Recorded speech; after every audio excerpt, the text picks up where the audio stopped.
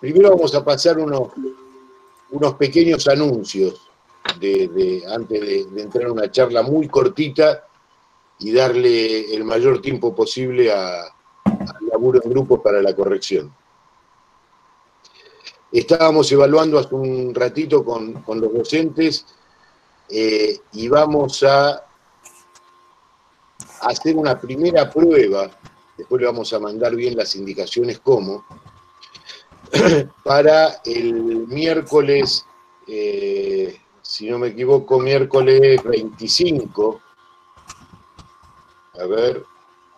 miércoles 25, hasta las 19 horas vamos a tener una preentrega.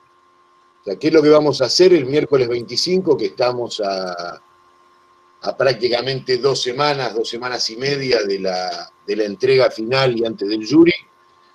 Vamos a hacer una preentrega que la van a tener que subir a el aula virtual de la facultad, que después vamos a dar bien las coordenadas, vamos a armar un foro para que puedan subirla, y de qué manera van a identificar esta entrega para que cada grupo docente pueda ubicar claramente sus trabajos. Ro, ¿podés poner en el chat el segundo link para el otro Meet? Que lo están pidiendo por ahí. Dale, ahí lo pongo. Gracias. Decía, esta suerte de preentrega nos va a servir para dos cosas. La primera, para probar cuál es la facilidad y cuáles son los inconvenientes que tienen para presentar los trabajos, porque de esa manera se van a tener que presentar finalmente para el jury, que es el 14, 15 y 16 de diciembre. Eso ya también lo van a coordinar con la cátedra de arquitectura. Y por otro lado, porque precisamos tener un poco de tiempo de visualizar todos los trabajos, de hacer una comparativa, de poder ir nivelando para ver exactamente en qué nivel estamos de avance del trabajo. ¿En qué va a consistir esta preentrega en principio? Va a tener 3 elementos. Primero, de manera a modo de permitirnos a nosotros ubicar bien los proyectos, planta, corte y vista del proyecto de arquitectura en escala 1:100 o similar, por ahí trabajan en 1:200 o en la que estén trabajando, no es que tienen que preparar una entrega para eso, sino lo que están trabajando para arquitectura que nos permita a nosotros entender el proyecto completo. Vamos a empezar a trabajar estas 2 semanas básicamente en avanzar en el tema del corte 1:20. Ya cada grupo va a charlar sobre qué significa el corte 1:20, el corte en lo posible perspectivado o en axonométrica, con algunos detalles donde haremos el zoom de lo que va a llevar, y le vamos a incorporar como tercera actividad a esta preentrega una suerte de memoria del partido tecnológico, que no es una memoria descriptiva del proyecto en general, sino que tomando como base la idea general del proyecto, podamos expresar por qué tomamos partido por una determinada tecnología desde el punto de vista de la estructura, del cerramiento, de las cubiertas, de las instalaciones, de la iluminación, etcétera, que nos justifique el porqué de ese corte 1:20 que estamos haciendo. La idea es, nosotros vamos a girarle seguramente en esta semana una suerte de guía de qué debería contener una memoria descriptiva del partido tecnológico, pero tiene que ver un poco con todo esto que estuvimos hablando en estas clases y que hace referencia a por qué elijo una materialidad determinada, cuáles son las características de ese sistema estructural. O sea, no vamos a estar trabajando en un esquema estructural 1:100 o 1:50 o un esquema de instalaciones. Nos parece que es más importante a esta altura que ustedes definan el por qué eligen un sistema determinado. Esta memoria puede ser totalmente escrita, puede estar acompañada por croquis, por imágenes, por detalles, por fotos de referentes, como quieran. Vamos a tratar de ver de qué manera ordenamos esa pequeña memoria que va a ser el justificativo de por qué el corte 1 en 20 es ese corte y no es otro, que es lo que le da esa identidad al proyecto. O sea, una de las cosas que nosotros queremos que ustedes puedan demostrar en el jury es que entendemos todos la arquitectura como una unidad, desde el aspecto, como decimos siempre, funcional, desde el aspecto morfológico y desde el aspecto tecnológico también. Y que todo responde a una idea previa, a una propuesta de lo que queremos expresar con la obra de arquitectura. No sé si está claro, Pablo, alguno de los entes, si quiere agregar algo más. ¿Está todo bien? ¿Todo claro? Bien. Entonces después ya les vamos a mandar a todos por correo un poco más detallado todo este tema. ¿Sí, Pablo? Me quedaba lejos el mouse, perdón. Claro, la idea del tema del corte, justo estábamos hablando tanto el 3D como el corte perspectivado, a la vez que usanza, son conceptos distintos. El 3D, obviamente, que es la volumetría elevada en 3 dimensiones, el concepto del corte perspectivado es justamente la expresión técnica de la resolución. Es decir, el diseño es en cuanto a la tecnología, por ende, la resolución técnica, más que el detalle constructivo en sí, implica el partido tecnológico. Y ese partido tecnológico, por calendario académico, la figura del...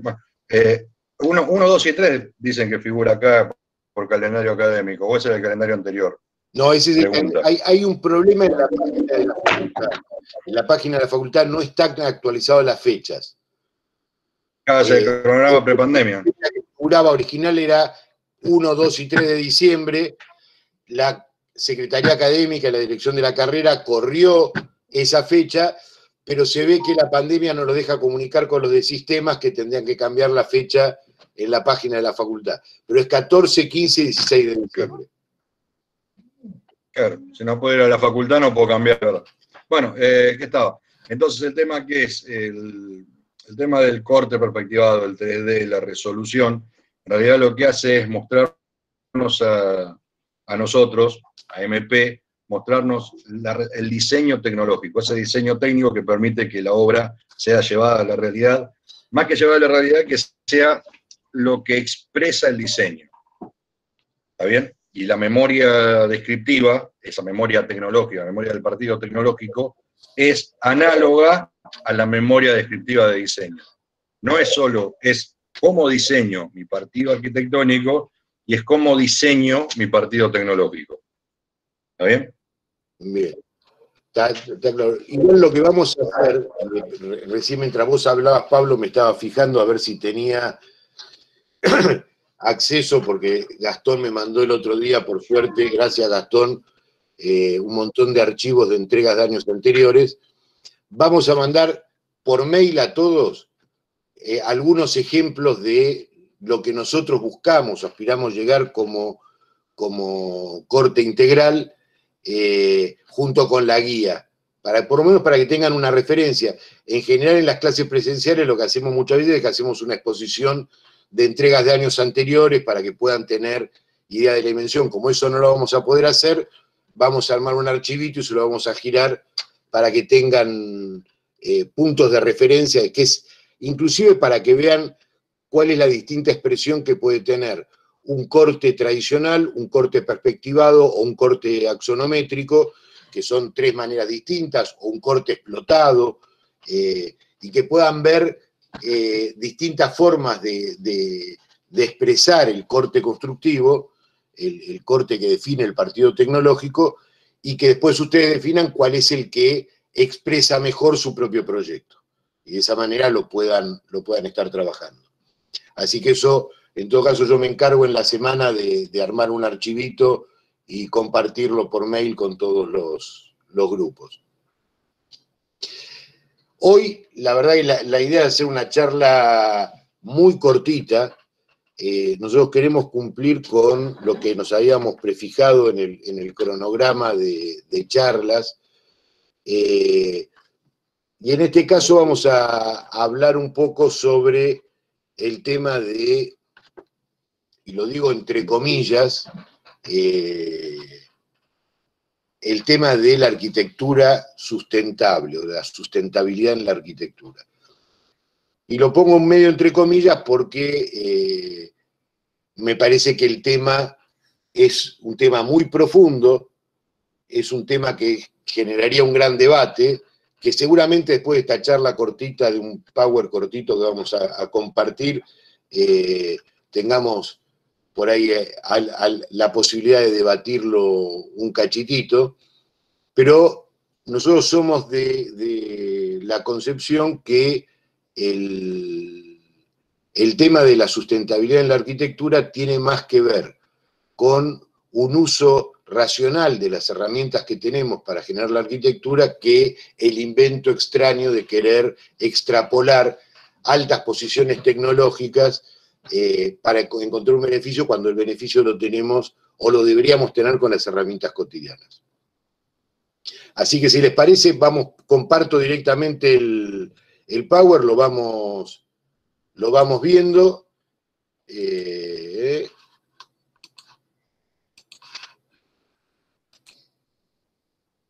Avísenme si se ve, porque yo ya salí de la página.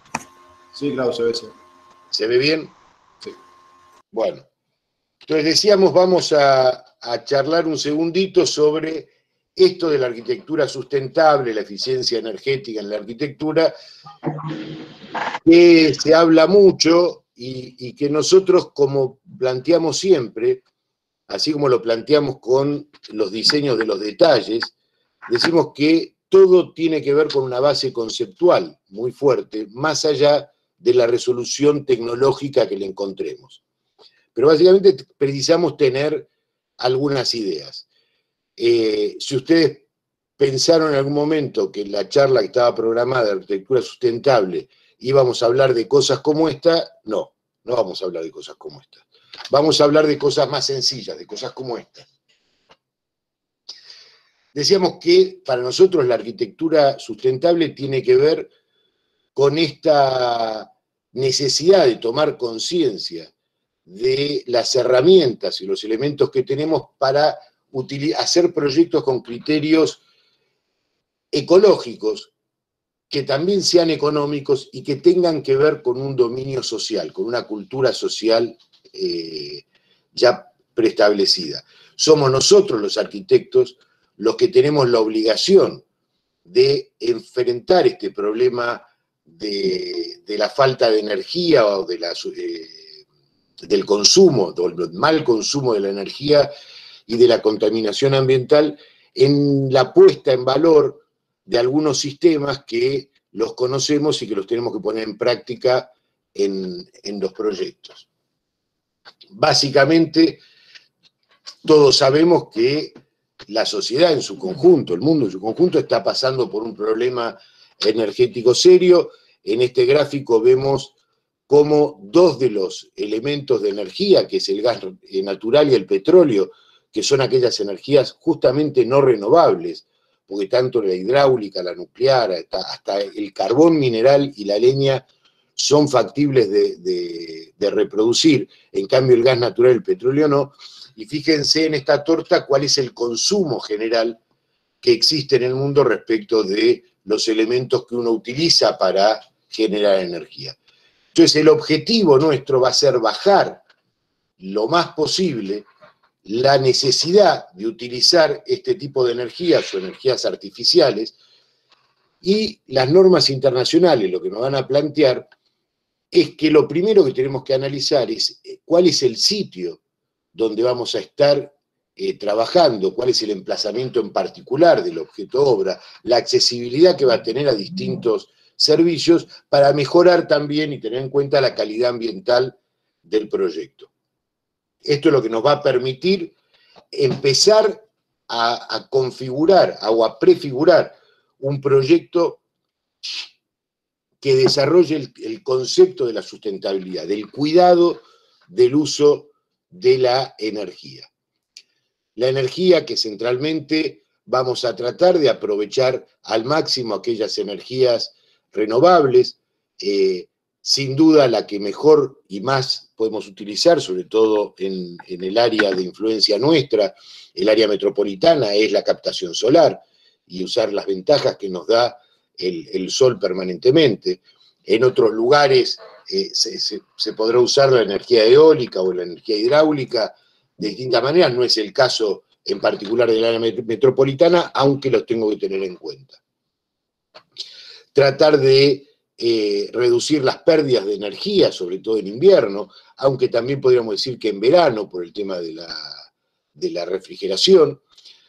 La aplicación de niveles de aislantes térmicos, y para eso estuvimos hablando en su momento sobre la propiedad intrínseca de ciertos materiales que nos van a ayudar y de ciertas conformaciones de piezas arquitectónicas, de elementos arquitectónicos que nos van a ayudar a generar mayor aislación térmica, y la aislación térmica no solo es la reducción de la pérdida de calor, sino también la reducción de la incorporación excesiva de calor en el verano, ¿no? Por eso hablamos de evitar el sobrecalentamiento estival, el acondicionamiento natural de los edificios a través de los mecanismos que vamos a ir analizando y que nos permite no depender de ciertas situaciones o con cierto consumo energético. Lo mismo que va a pasar con la altura edilicia. Obviamente, cuanto más altos sean los edificios, mayor cantidad de energía preciso para subir el agua, para los ascensores, para todo lo que hace al funcionamiento de un edificio a mayor altura. Y obviamente que las instalaciones sean eficientes. Nosotros dejamos en la charla sincrónica, la que está en el canal de YouTube, algún tema que tocaba el tema de instalaciones, y veíamos el volumen, lo que significan las instalaciones, pero por otro lado también necesitamos que estas instalaciones sean lo más eficientes posibles. Y también decíamos esto del acondicionamiento natural, o sea, tratar de optimizar la luz solar, en algunas obras, el tema de la utilización de la luz cenital, obviamente con la correspondiente protección social, el cuidado de los aventanamientos, de los vanos, sobre todo, y en este caso, en Buenos Aires, la orientación más desprotegida siempre que es el oeste, y esto valga la pena decirlo, muchas veces buscamos referentes y nos tomamos sobre ciertos referentes con orientaciones de parasoles o con orientaciones de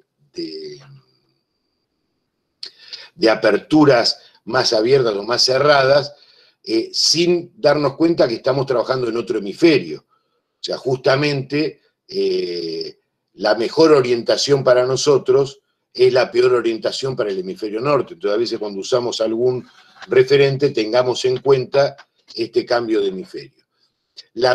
Obviamente el control de ventilación, y cuando decimos amigable con el usuario, tiene que ver con que las ventilaciones, lo mismo que las iluminaciones, no van a ser las mismas para los distintos usos.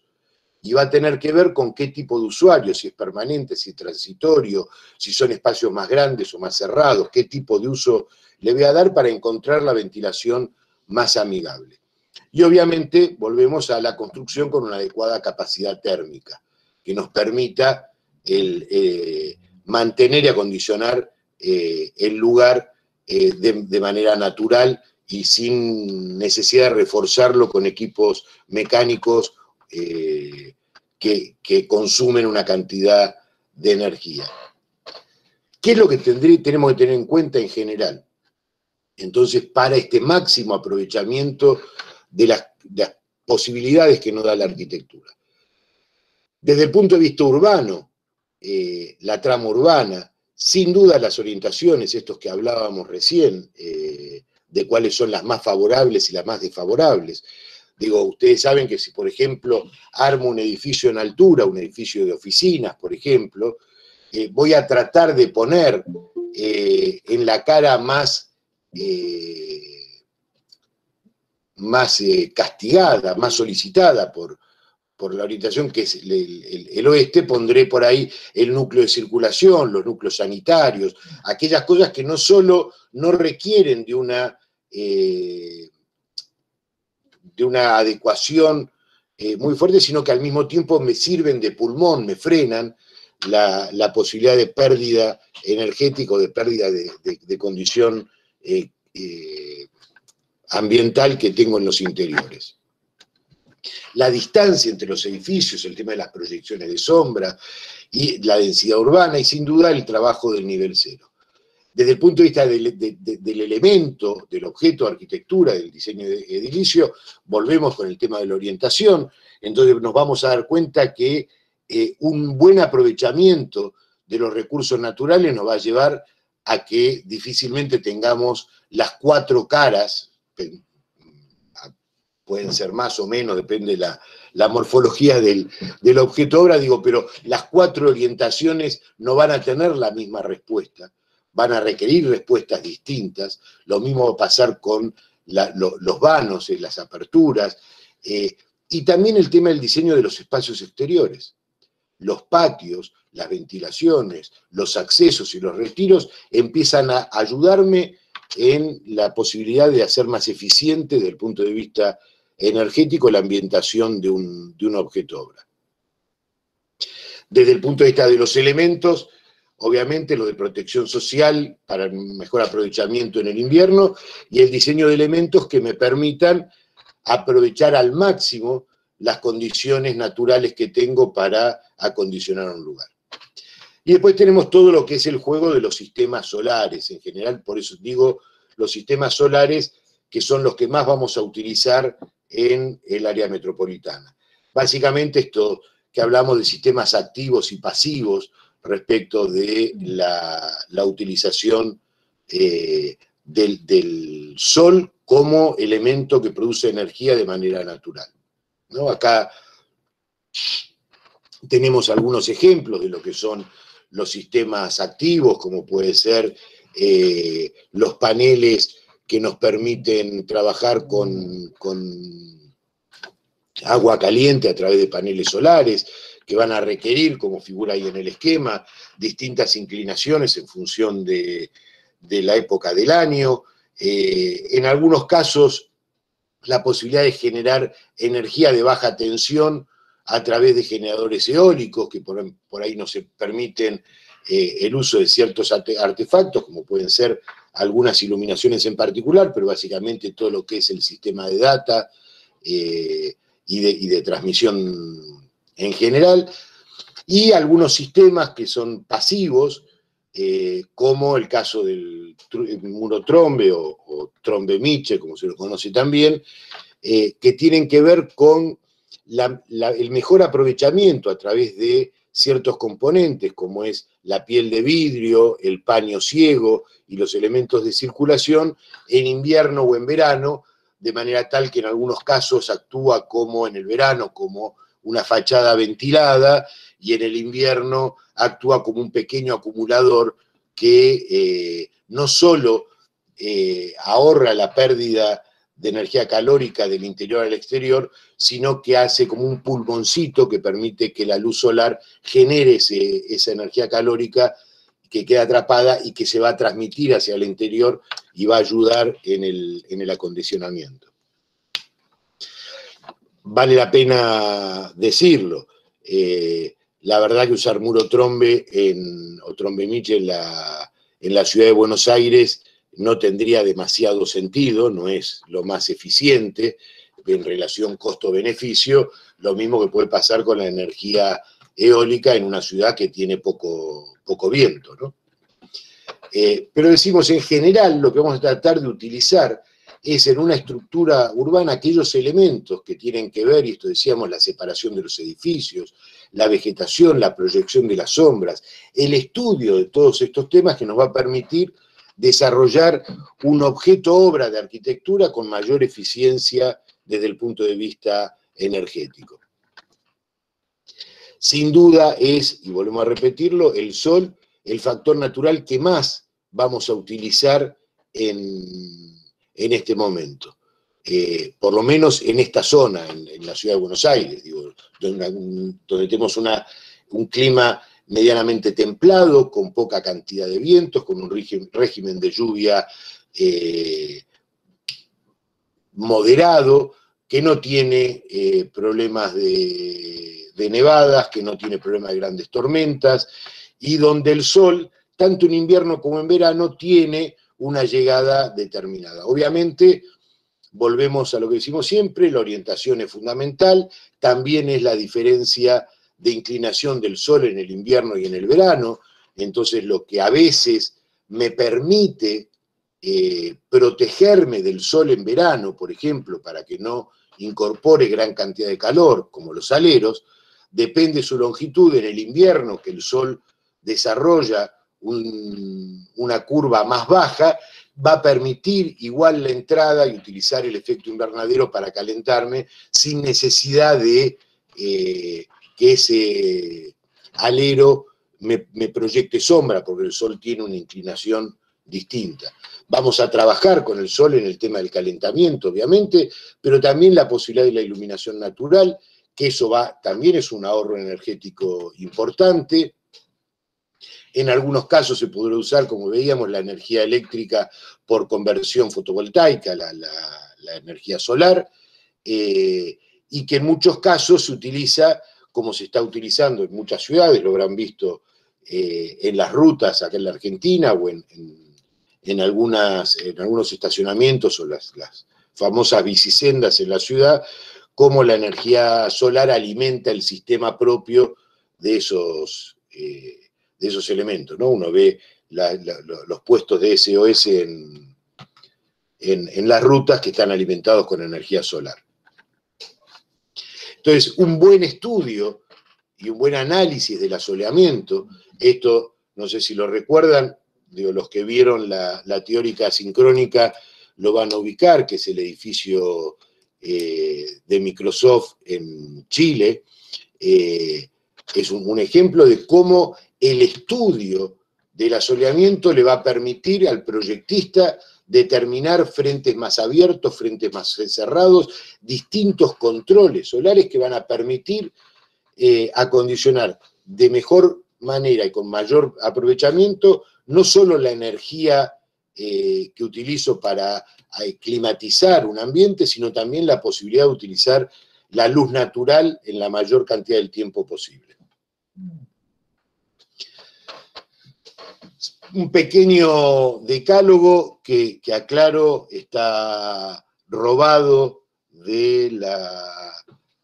con generosidad de algunos docentes de la cátedra de instalaciones de Benbasat, que nos dice cuáles son algunos tips, algunos elementos que podemos utilizar para el sistema de protección solar, o más que de protección, del uso máximo de la capacidad solar a favor propio. La flexibilidad y la movilidad de ciertos elementos, ¿no?, que permitan, por un lado, la iluminación y, por otro lado, controlen la entrada y la salida de calor. Las protecciones horizontales respecto a los aleros, sobre todo en lo que es el arco noroeste, norte, noreste, digo que es el mejor funcionamiento, las protecciones horizontales, así como van a ser verticales el mejor aprovechamiento hacia el sur y suroeste.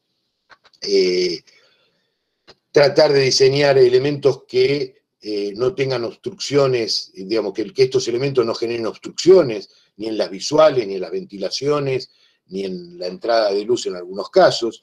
Definir las aperturas para una buena iluminación, pero aparte una buena ventilación, una buena corriente de aire. Bueno, una serie de temas que que después, como igual esta teórica va a quedar grabada y la vamos a tener, la van a poder analizar, y cerrando en esto como con el punto 7 que habla de proyectar pérgolas, galerías, balcones que nos permitan dar espacios de uso que al mismo tiempo nos ayuden a utilizar un mayor, de manera más óptima el recurso energético, ¿no? Digo, estos ejemplos de cómo trabajo con las proyecciones de la luz y cómo en un ejemplo muy simple, que es el que está abajo, vemos qué significa un alero hacia el norte y qué significan las paredes verticales hacia el oeste como elemento de protección, ¿no? Entonces el retiro que tengo de ciertas fachadas, como en este edificio, hace que los balcones actúen de alero y me permitan también un mejor aprovechamiento de la energía solar. Vuelvo a repetir, en verano con el sol más vertical proyectan una mayor cantidad de sombra, en invierno con el sol más recostado sobre el horizonte, con menor pendiente, van a permitir la entrada más directa del sol con este famoso efecto invernadero, que ya saben que es el cambio de frecuencia de la onda calórica, que permite que entre y no salga a través del vidrio, y eso concentra y permite mayor temperatura en los interiores. Elementos que vamos a utilizar, elementos rígidos, horizontales, que veíamos, como los balcones, elementos verticales, como son los parasoles, y algunos elementos flexibles que también podemos ya utilizar, o elementos móviles, como pueden ser las cortinas, o inclusive aquellos parasoles rebatibles o parasoles móviles que nos permiten direccionar el acondicionamiento. Podemos decir nuevamente, como decíamos antes, que en esta región, en el área metropolitana, la variabilidad invierno-verano y la amplitud térmica no es tal que justifique por ahí el tema de parasoles móviles. Y muchas veces, con un buen diseño de un parasol fijo, siguiendo ciertas reglas, es más que suficiente. A la derecha tenemos un ejemplo que nos sirve doblemente, este ejemplo, para analizarlo. Esto que tienen ahí a la derecha es la biblioteca de la Universidad de la Facultad de Derecho de Cambridge, es una obra de Stirling, y así como vemos en la imagen, vemos que tiene un gran frente totalmente vidriado, con entrada de luz, y un lateral y un frente posterior ciego, con mampostería de ladrillo, que responde justamente a esto que decíamos, que es definir distintas materialidades, distintas formas en las fachadas según la orientación. Como anécdota valga contar que el proyecto de Stirling es un proyecto que se hizo para un proyecto integral del campus universitario, y que al maravilloso Project Manager iba a decir Masterchef, del plan integral, se le ocurrió cambiarlo y tomar el mismo edificio y ponerlo en otra posición, con lo cual tuvieron que readaptar todo el sistema de climatización de aire, porque al girarlo era imposible estar debajo de esa pirámide vidriada por la forma en que daba el sol y era invivible el lugar, ¿no?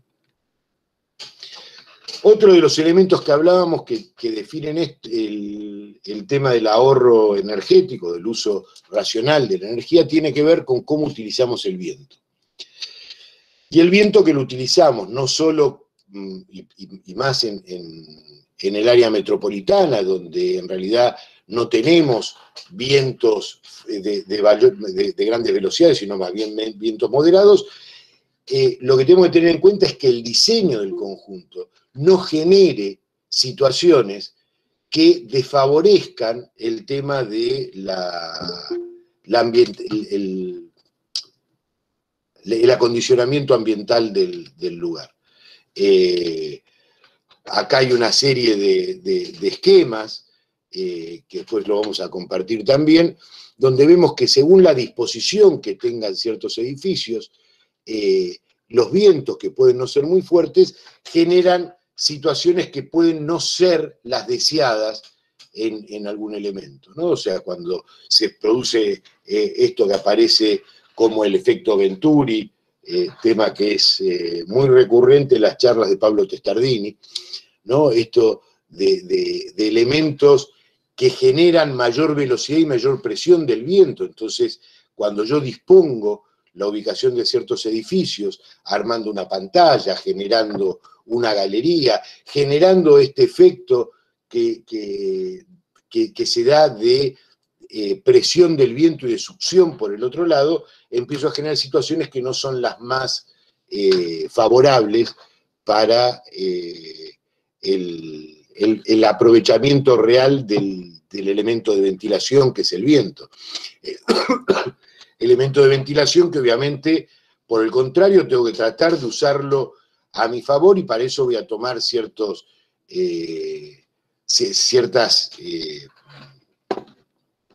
características que tiene la morfología de los edificios para hacerlas jugar a mi favor en este tema. Entonces, el tema de la relación más abierta o más cerrada en el interior, en el objeto, en la relación interior-exterior, nos va a permitir que la circulación del aire genere mayor o menor confort, lo mismo que las distancias que tenga cuando tengo una circulación cruzada.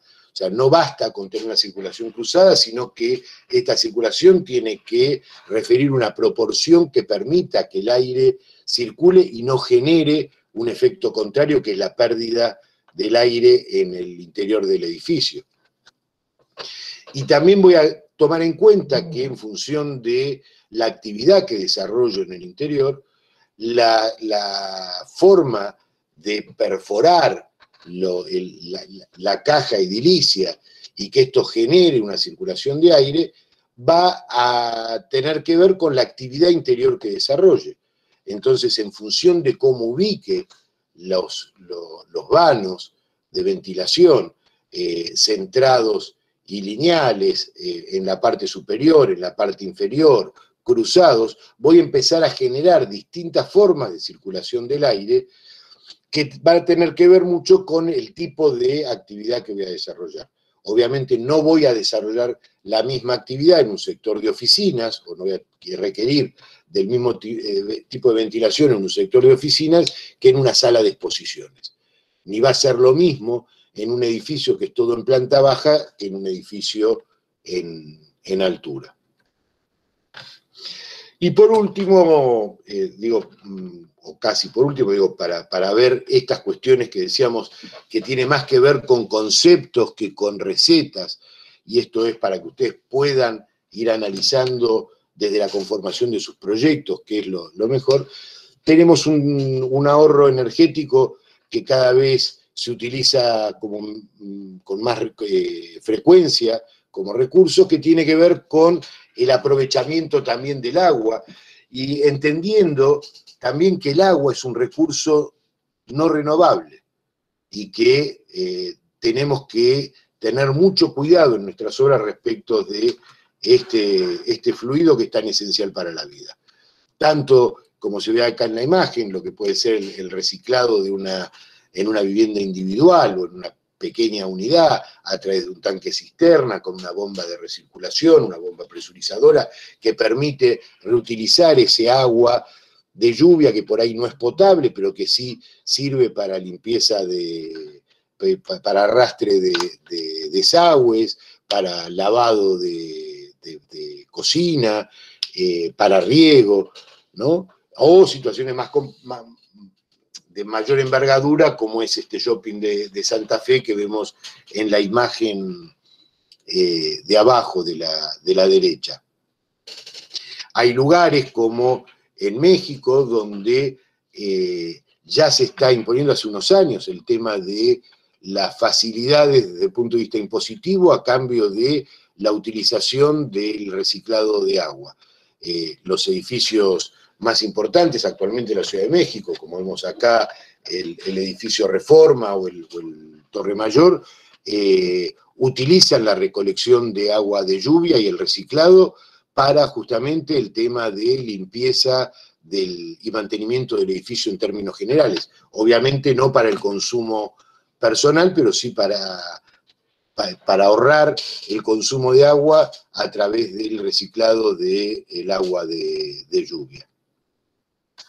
situación que obviamente no es nueva, y pongo este ejemplo porque estamos hablando de Gaudí, estamos hablando de principios del siglo XX, y Gaudí ya utilizaba por ejemplo, en esta estructura del Parc Güell, la foto que vemos a la derecha, es la gran terraza en el acceso de Parc Güell, que es la que se ve arriba de la columnata que está en la foto de la izquierda, y esta gran terraza que tiene Parc Güell tiene sumideros, y cada una de las columnas que vemos en la foto de la izquierda tienen por dentro una descarga de pluvial que se acumula en un gran reservorio en la parte de abajo y que se utiliza por pendiente para el riego de los jardines que ustedes saben que Parc Güell está puesto en una ladera de una elevación y se usa por gravedad ese reservorio para el riego en la época de mayor sequía de Parc Güell. O sea que esto de la utilización de las aguas de lluvia es tan viejo como cuando uno tiene la oportunidad, como yo por suerte la he tenido, de recorrer fortalezas como las de Mesadá en Israel, que son de la época anterior al cristianismo, donde ya utilizaban sistemas de cisternas para el acopio de agua de lluvia y sistemas de movimiento del agua para reciclarla en las alturas, en plena zona del desierto, ¿no? Otro que ha utilizado últimamente esto, y muchos lo ven como novedad y decimos, bueno, ya lo había usado Gaudí, es en este caso el estudio Mecanó con la biblioteca de la Universidad de Delft, que en este gran paño de cubierta verde que lleva a que el parque se monte sobre la estructura de la cubierta de la biblioteca, como ven ustedes en las imágenes, una biblioteca que tiene 4 niveles de altura en la parte más alta y que arranca desde el nivel 0, trabajando ese nivel 0 por arriba de la cubierta con una gran cubierta verde, donde todo el agua de lluvia de esta cubierta verde también es reciclada y se utiliza para los servicios y los sanitarios. Y esto nos da pie para hablar de otro tema también que tiene que ver y que a veces se relaciona con la eficiencia energética, que es el tema de la cubierta verde. La cubierta verde que en muchos casos se está utilizando y hasta se están normalizando su obligación de utilización, por ejemplo, en muchas ciudades de Europa, permite también un mejor aprovechamiento energético, permite también la posibilidad de oxigenar el ambiente, y permite también algo que en muchos casos se confunde, que es la cubierta verde no es una aislación desde el punto de vista térmico. Esa aislación sí, como en este caso, que aparece acá la descripción, aparece una barrera de aislación térmica que fortalece la aislación térmica de la cubierta, pero en sí misma no es aislante. Lo que tiene la cubierta verde, lo mismo que tiene los espejos de agua, y esto porque la tierra suele estar húmeda cuando tengo vegetación y recoge ese agua de lluvia, es que genera una mayor inercia térmica, entonces permite que si yo tengo un uso de energía para acondicionar un lugar, ese lugar mantenga por más tiempo el acondicionamiento, tanto del calor o del frío, porque mantiene la inercia térmica. Pero no es aislante en sí misma, tengo que sumarle una aislación, ¿no? Entonces lo que me permite esta cubierta verde también es el mayor aprovechamiento de ciertos elementos de la energía, pero básicamente lo que hace es devolverle a la ciudad parte de la salubridad que le quitamos con la contaminación del cemento, la eliminación de gases y el uso de ciertas energías combustibles que generan lo que llamamos el smog o la contaminación ambiental. También tenemos que decir, como decimos siempre, estos son temas conceptuales, no son temas de una gran innovación tecnológica, y si no, vayámonos 4 siglos antes de Cristo a los jardines de Babilonia, y vamos a ver que las cubiertas verdes y las fachadas verdes ya existían en aquel momento. Así que esto es un poco la charla introductoria que queríamos dar para que entiendan qué es lo que nosotros pensamos respecto de lo que se llama la arquitectura sustentable o el mayor aprovechamiento energético. Volvemos a lo que decimos siempre, no hay nada que sea inventado que no lo hayamos conocido previamente. Entonces lo que tenemos es una gran cantidad de conceptos que tenemos que poner en valor y a través de esos conceptos poder desarrollar los elementos tecnológicos que nos permitan un mejor aprovechamiento de cada una de las situaciones. Así que bueno, esto cumplí, cortito, conceptual. No sé si alguien quiere acotar algo más, hacer algún comentario. Abrimos 5 minutitos de debate antes de pasar a los grupos.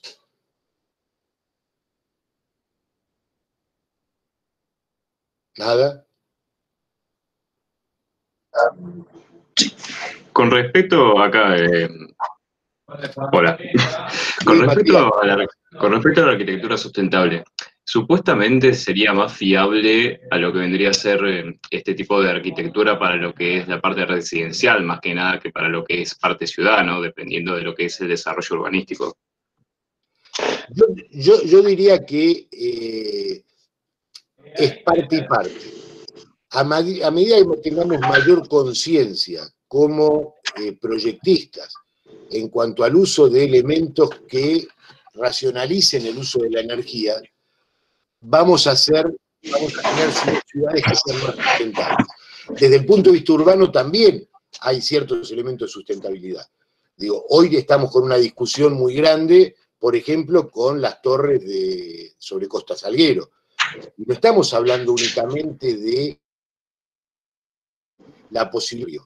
También estamos hablando de lo que significa una ciudad que tiene un sistema de infraestructura pensado para un desarrollo en horizontal. Estamos hablando de la Ciudad de Buenos Aires, llanura pampeana, poca pendiente, y una gran cantidad de tierras ganadas al río, con lo cual la pendiente de los desagües cada vez está siendo más escasa, y cuanto más construyamos sobre la ribera, mayores dificultades vamos a tener en el tratamiento de estos desechos, y menor posibilidad de entrada de sol, de iluminación. O sea, no es lo mismo tener un espacio verde sobre el río, con lo que significa la relación verde, río, sol, que tener un espacio verde detrás de edificios de 20 pisos.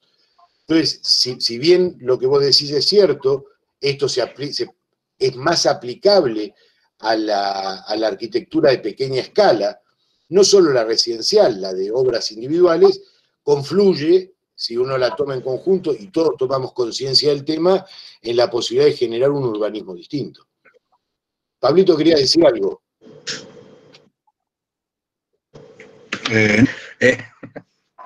Con el tema de lo que hablaste, la muy buena charla, les recomiendo que ojeen la norma IRA, la 11.900, que justamente aprovechamiento y racionalización de la energía, que como colorario son las etiquetas que tienen los aires acondicionados y las heladeras, pero bueno, eso es nada más que una pastillita de lo que es la ley en sí, que es la certificación AAA. Eso por un lado. Después, con el tema de las ciudades. El tema con las ciudades es que tienen mucha historia, entonces las megalópolis, ¿no? Las ciudades muy grandes o las megalópolis ya vienen con muchos años y mucha historia, en la cual en toda esa historia los edificios eran máquinas de consumir energía. Cualquier edificio hoy de propiedad horizontal siguen siendo grandes máquinas de consumir energía. La eficiencia energética todavía está considerada como cara. Entonces, y es mucho más difícil, y a eso apelo a los arquitectos, es muy difícil, es muy caro, y en muchos casos es imposible, nada es imposible, pero valga el término, hacer que un edificio, que es una gran máquina de consumir energía, sea más eficiente, más que hacer pequeñas reparaciones. Por eso apelo a los arquitectos que no es lo mismo diseñar con el concepto de sustentabilidad y aprovechamiento de la energía. Mejoramiento en el aprovechamiento de la energía. Que tratar de, a una obra ya ejecutada, fue un ejercicio que en su momento en construcciones habíamos hecho, un edificio existente, mejorarlo en condiciones energéticas con muros verdes, muros verdes, ralentizadores. Nos dimos cuenta que no era eficiente. Entonces, si algo no es eficiente y no da la trilogía de la ecuación económica, termina no haciéndose. Entonces, como concepto, los nuevos edificios a la larga tienen que terminar siendo sustentables para que la ciudad en el futuro sea sustentable. A como están hoy, es como muy difícil. Piensen que solamente la ciudad de Buenos Aires no llega, creo que al 2% o 3% de superficie verde con respecto a la superficie de la ciudad. Y no hay ciudad que supere el 5%. Como concepto. Nada más, gracias. Sí. El tema es que... ¿Cómo, Matías? Dale. No, que iba a decir ahí con el tema de muro verde y terraza verde. Me parece que uno hace más contaminación haciendo la logística, tratando de hacer un muro verde o una terraza verde para todo lo que es un edificio, que tratando de hacer una buena arquitectura de diseño para tratar de arreglarlo, ¿o no? En eso tenés razón. El tema es con lo que ya está. El problema es cómo se mejora lo que ya está cuando el concepto es, y ahí es un concepto general, más de conciencia, que es si vale la inversión pensando en el futuro. Entonces, ¿es antieconómico hoy? Sí, es antieconómico hoy. ¿Sustentabilizar un edificio es antieconómico? Sí. ¿Es muy complicado? Sí. ¿Es impráctico? Sí.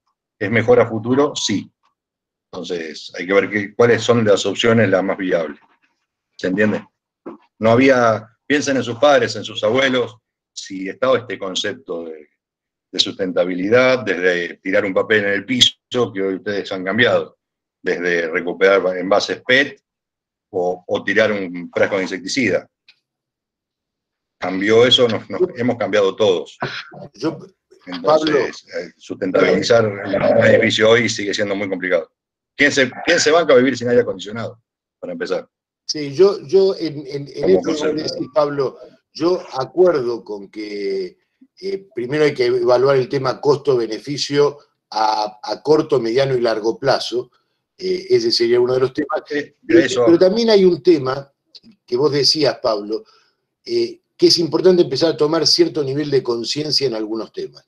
A veces, y vos decías, recién apelo a los arquitectos, a la conciencia de los arquitectos. Digo, ¿cuántas veces nos ha pasado pensar un proyecto en la facultad o alguno de nosotros en la actividad profesional y decir, bueno, uno sabe que un local como el baño precisa ventilación y circulación de aire. ¿Cuántas veces nos ha pasado decir, bueno, está bien, de última le hago ventilación forzada? Y el de última le hago ventilación forzada significa un mal aprovechamiento de la energía.